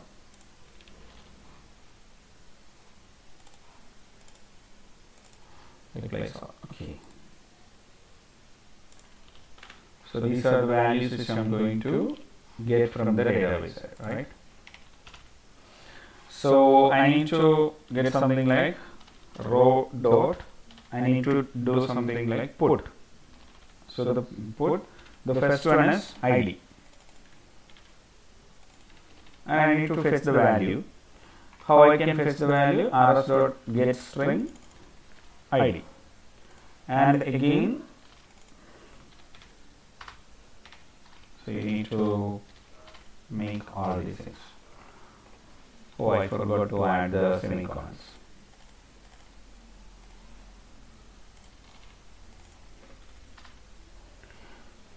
So you take the name,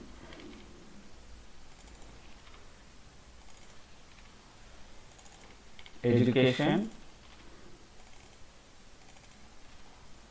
place, college name,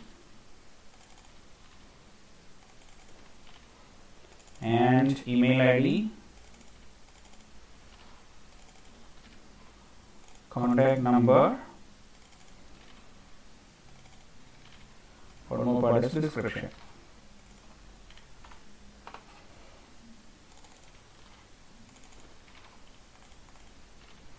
Okay, so now what will happen? Your map, this map, each map row will have this data inserted in it. And this map, after each while loop execution, this row you need to add to the applicants array list. What you do is applicants dot add this row. So now you added each row into this applications array list. Now to prove that whether the data is added or not, I'm just going to give a sysout here. Applicants length before plus applicants dot dot size. Okay, now after the while loop execution, let's print the application size again, and we'll verify this works with the data properly or not. So let's check the console. You can see the applicants before is 0, now it is 1. Now let's go and create this register servlet. I just want to register Archer, and education is masters, and institute the same University of Kerala. Places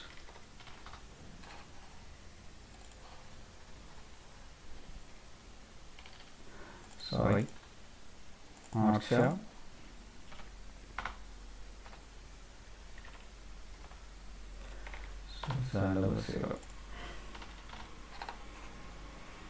Okay, now I register this. Your registration is successful. Okay, submitting it again and testing my application. The user has already accessed, error came. That works. Here in the console, we just brought this to the console. That's what we did. Okay, it was 0, then it printed at the console, and then 2 records. That means 2 rows were there in the database. You reload, you will see the 2 records. Okay. Now let's try to bring that 2 records to the UI. That's what we want to do, right? Now we need to bring this to the UI over here. Now this applicants is list is returned up to where? The servlet. So here, if you are trying with applicants, you will receive the applicants over here. Now what you need to do is, you need to map request dot set attribute, and in this attribute you can set this as a key, applicants as a key. The key can be any value that need to be used in your JSP. That's the only thing you need to remember. So the key is applicants. Okay.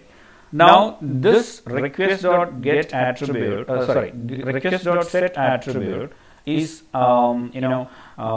can access in the JSP over here. Just before the table thread starts, we can simply use something like applicants, go back here, take this, and equal to request dot get attribute. Inside this request dot get attribute, we are passing the key applicants, right? So we are the key is here. This one is the key. The key we are passing to the applicants. Now that key you need to access at the UI side. So this was the key. Now you need to import these list Java util.list and Java util.map to the JSP, so that this errors also will be going. Now again you need to cast this as well. Here you need to cast this to list of map. Now what I am going to check, if there is no data, if applicants equal to null,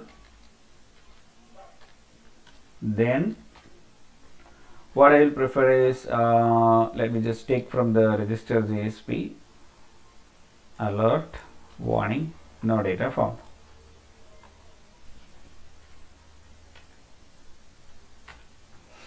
Sorry, I have to copy this entirely. So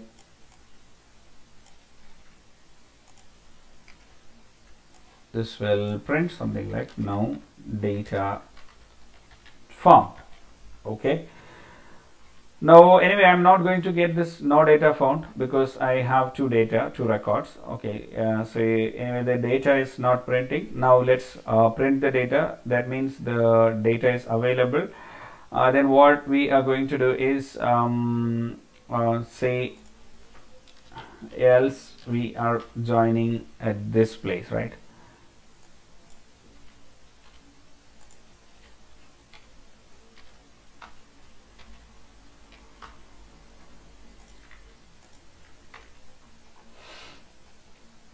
So else we are joining at this place with the table.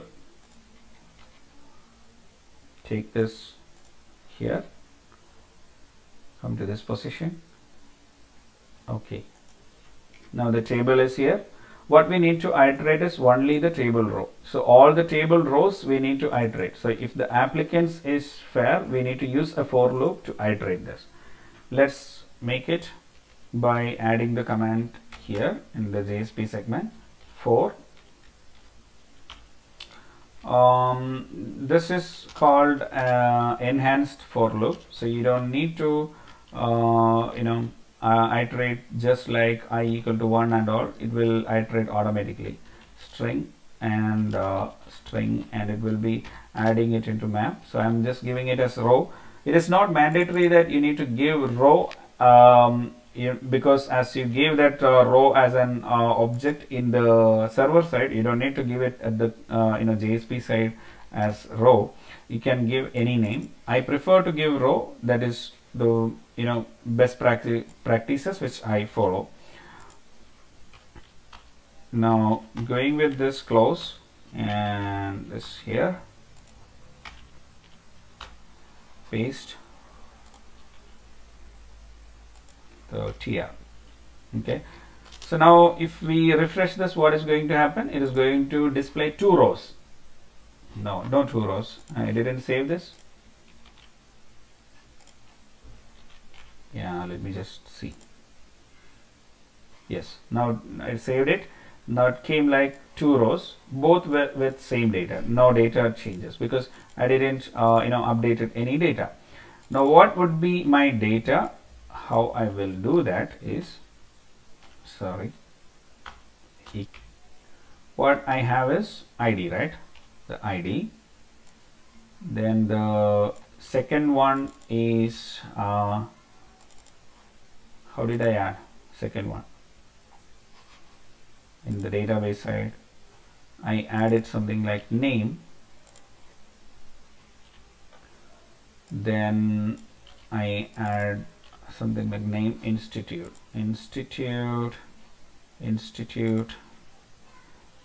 is college name, right? College name. And then email ID. Okay, that's created as email ID.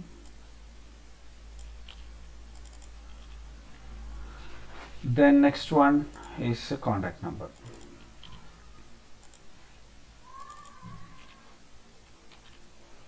So I saved it now. Now what's going to print here?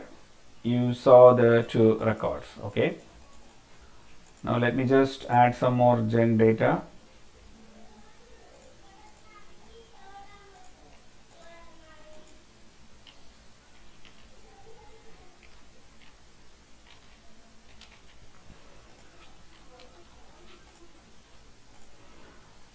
Registration successful.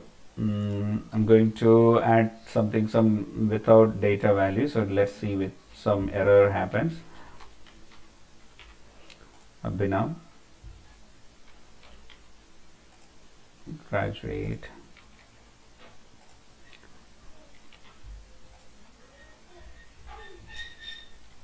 okay, register. Okay, it registered 2 more records.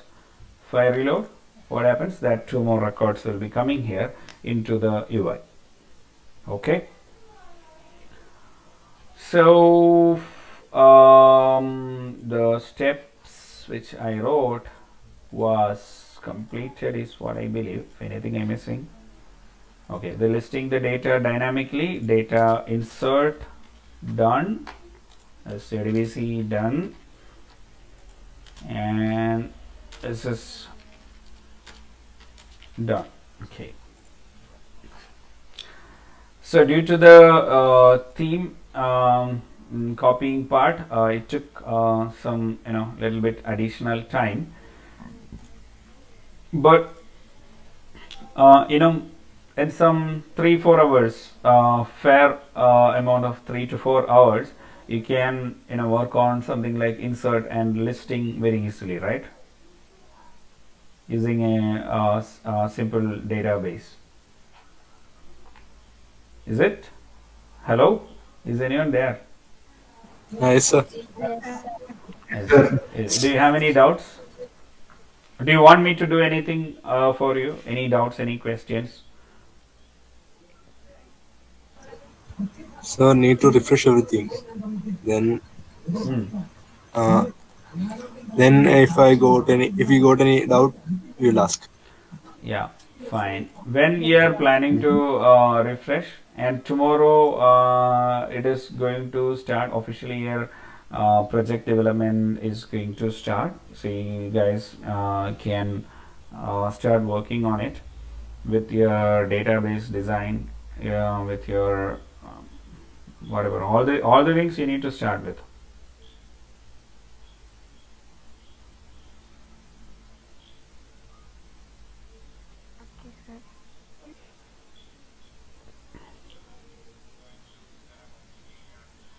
Project development is going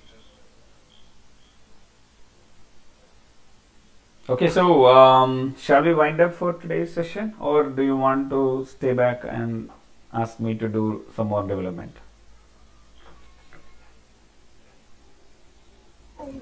So for today, I think it's enough. Yeah, Then so much stuff. you want more sessions?